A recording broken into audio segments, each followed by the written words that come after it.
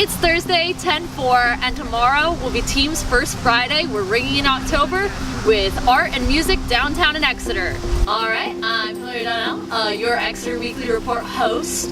Last weekend was pretty busy. We had the Racial Unity Walk, we had the Exeter Police and Fire Open House, and we also had the Exeter Orange Community Forum in the town hall. We're here, it's a lovely autumn day on Exeter Swayze Parkway, and behind me is the setup for the 7th annual Powder Keg Beer and Chili Festival. Now don't forget, that is this Saturday, October 6th. It's going to be from 11 a.m. to 4 p.m. The Children's Fun Duck Race will also be that day. This is the Exeter Weekly Report.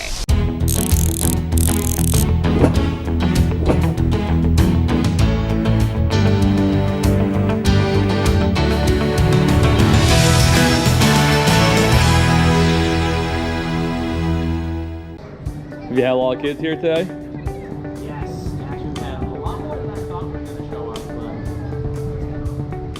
Would you say it was a bigger event than last year, or about the same? Yes, definitely. Much Bigger bigger. than last year. Yeah, last year it was a lot more last minute. Yeah. Oh wait, we're doing art now. Okay. Like we didn't have packed stuff yet. We have a lot of people that weren't expecting them to show up this year. Definitely a lot more planned. A colored man in Exeter. A citizen's responsibility, number 1. The greatest generation is exiting, its race run and won. The twin terrors of the Depression and World War II fostered in them the belief that we are all in this together. Many came from nothing. From that standpoint, they understood that fate is the master and life is beyond human control. The current trends of beating the poor and demonizing the hungry are foreign to them. Contrast this with the succeeding generation. We're oblivious. The concepts of a hungry nation or of a national fear are mere literary abstractions. Against that background, it always puzzled me why my father, Harold Ward, stayed in the Navy. About 20 years ago, I asked him, "Dad, why did you stay in after they discriminated against you?" "They fed me, Michael. I was an orphan in the Depression. After Grandfather Ward had his stroke, no one fed me. Hell, no one wanted me. I was hungry. The Navy fed me 3 meals a day. Nobody else did." Which takes me back to the mid-60s in Exeter, New Hampshire. The hobo was in his 40s. His hair was shaggy, brown, but mostly gray. The long coat he wore had been nice once, but not anymore. It had surrendered to its owner's reality, unkempt, tired, and ragged on the edges. He showed up at the back door of my father's restaurant, Harold's Place, downtown, late one fall morning. "Sir, I don't have any money. Could I please have some food?" "Sure.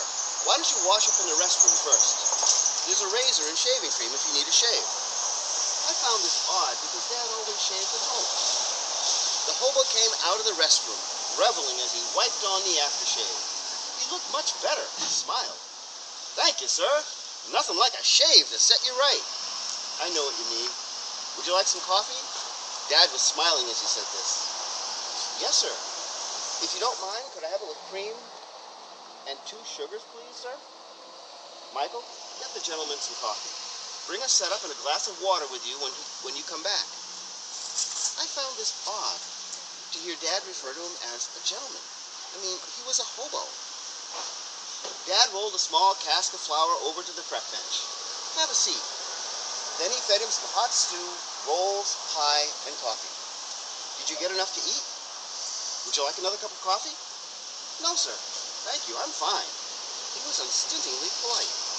"Where are you headed?" "Lawrence, sir. I'm looking for work." "What do you do?" "I had 15 years in as a laster, but my factory closed last spring. There's no work up in Bangor. I don't like being out of work. And I won't take the dole. I hate the dole. I don't like the dole either.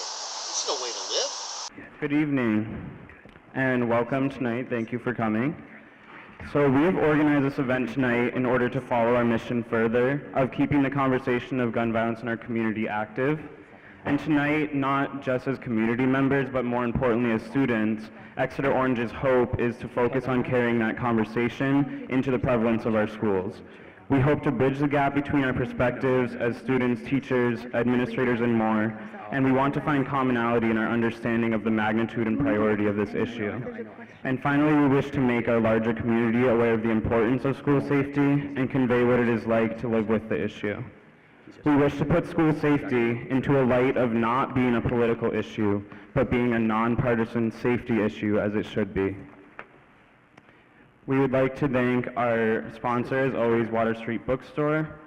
The event is set up so that we'll have student panelists on this side, and we have administrators, teachers on this side. Exeter, your weekend is looking sunny. As you enjoy the various Team First Friday events downtown, you can expect a high of 61 degrees and a low of 40 degrees.